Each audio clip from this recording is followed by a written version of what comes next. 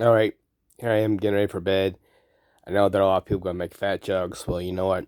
Yeah, I'm fat. But hey, you know what? I've actually managed to lose 64 pounds, so suck it. Uh, I just want to make a video real quick about how I became an animesexual and how no, it is not homophobic. Okay, those who say they are. What you don't realize is there are homosexuals in the animesexual community.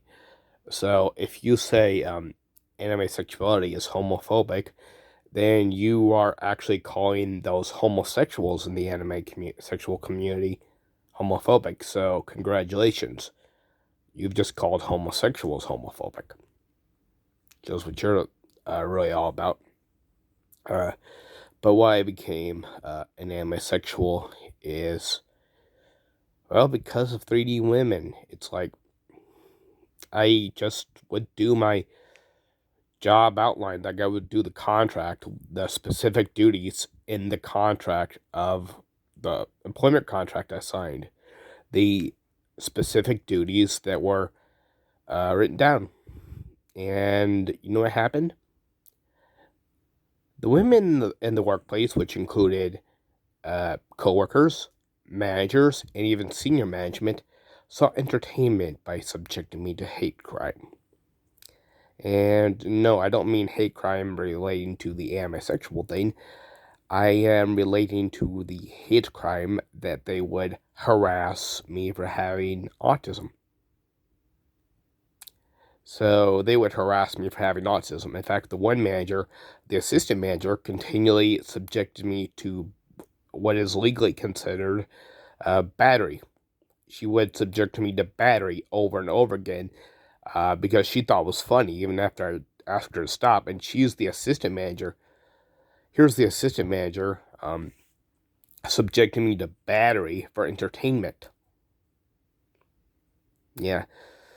Uh, I've also had to deal with women, feminists specifically, oddly enough, or I guess predictably enough, making fun of me for having PTSD and for having been subjected to sex crimes as a minor and in the workplace. So when you got 30 women making fun of you for being subjected to sex crimes as a kid and as an adult, you don't find 3D women too attractive. Also, I've been told that there's absolutely nothing I can do to get a 3D girlfriend because I have autism. They've also said I weigh too much and that I don't make enough money, which is, they have said that in dating groups too.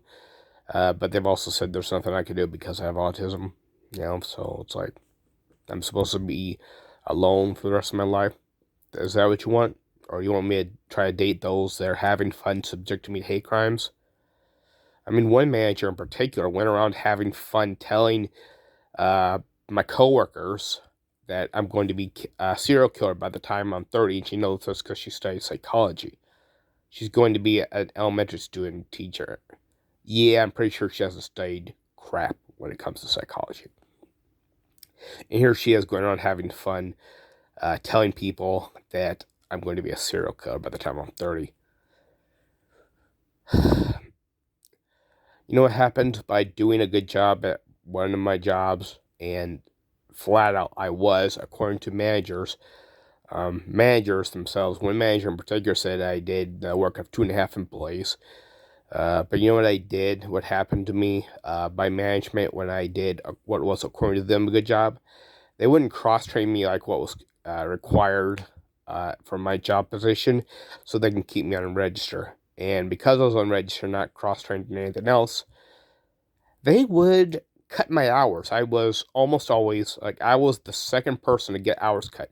So doing a good job, according to them, made so they cut my hours. Again, according to what they said, not according to my opinion. Just checking the time I have left. And but they always called me in first if there was a problem. They'd call me in first to work. I'd end up going to work and basically begging on my day off to come in for hours because they kept cutting my hours so much. Because I was just something to use and not a person, and they could have fun making my life a living hell. Even managers would encourage coworkers to do it. They would encourage my coworkers to make fun of me for having autism. And if they had a mess that needed cleaned up in the dining room, they always had me do it. They would call me in just so they didn't have to deal with it.